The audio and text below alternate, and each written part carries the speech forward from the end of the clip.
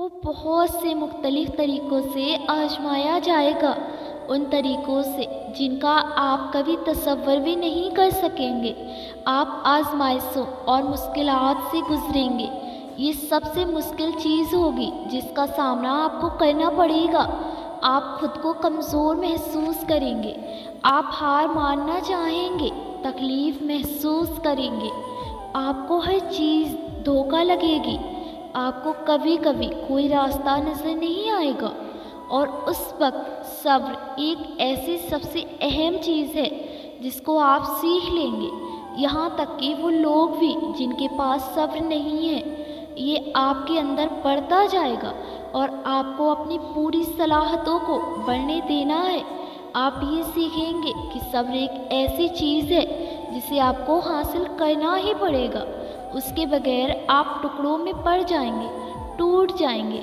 सब्र आपको जीना सिखा देगा, आपको हर किस्म का वक्त कबूल करना सिखा देगा, फिर चाहे वो अच्छा हो या बुरा। सब्र आपको इस दुनिया में जीना सिखा देगा, आपको अपने रब के फैसलों के आगे सर झुकाना सिखा देगा।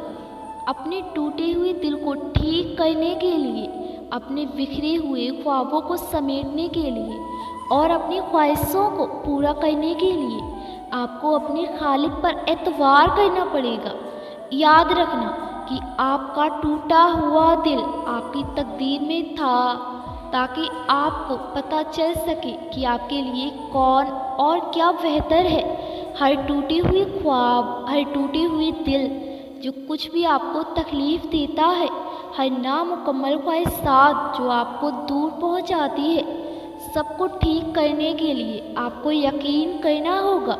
वो अल जब्बार है, टूटे हुए दिलों को जोड़ने वाला, बिखरे हुए ख्वाबों को पूरा करने वाला।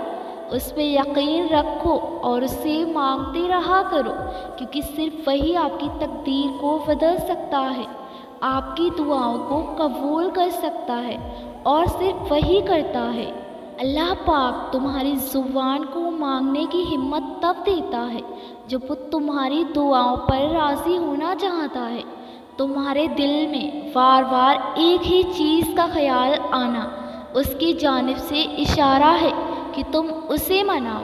वो तो उन दुआओं के लिए भी वसीले बनाता है जो तुमने उससे कभी मांगी ही नहीं होती। फिर वो उन दुआओं को कैसे अधूरा छोड़ सकता है जिन्हें तुम पढ़ते हुए उससे बार बार मांगते हो।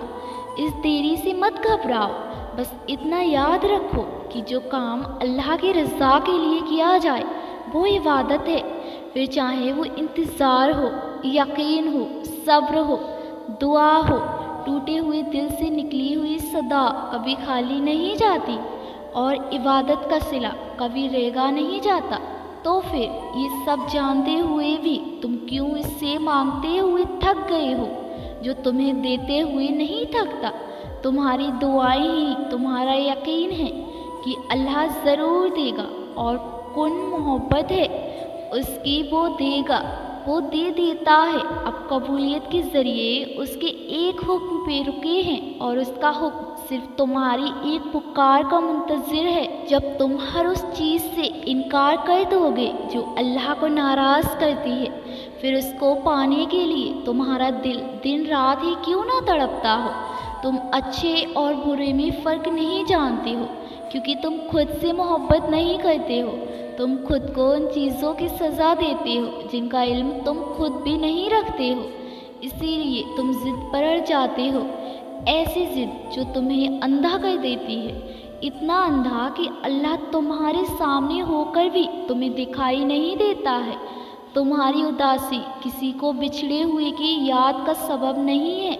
जब तुम दुनियावी चीज़ों के पीछे भागते हो तो तुम सबसे पहले खुद को खो देते हो, और फिर यूँ रफ्ता रफ्ता तुमसे अल्लाह भी खो जाता है। तुम ये गम तो सारी ज़िंदगी सीने से लगाए रखते हो कि फ़लाँ शख्स बिछड़ गया, फ़लाँ मुझे तोड़ गया, मगर ये तो सोचते ही नहीं हो कि मैं बिछड़ गया अल्लाह से, मैं टूट गया उससे दूर हो के।